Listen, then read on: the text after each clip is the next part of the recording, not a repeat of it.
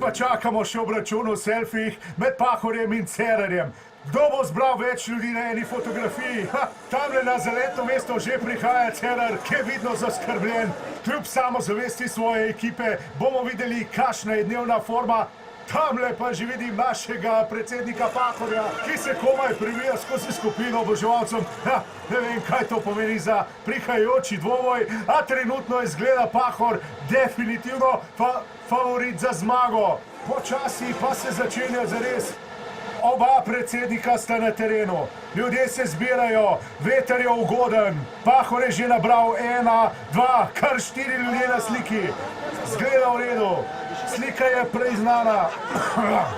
Zdaj pa Miro Cerar, kako mu bo šlo in ja, ne vem, če bo tole dovolj.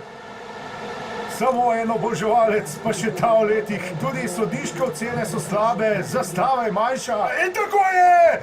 Borut Pahor je zmagovalec Mladice! Premagal je Cerarja z veliko razliko in poglejte ga, kako že proslavlja med svojimi oboževalci. Čestitke Borutu in njegovim. No, kaj se sedaj dogaja pred mojo kabino?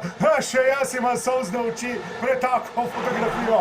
S temi čudovitimi posnetki in sporočilom na plakatu se iz doline pod Poncami tudi poslavljam in prepuščam besedo našemu študiju.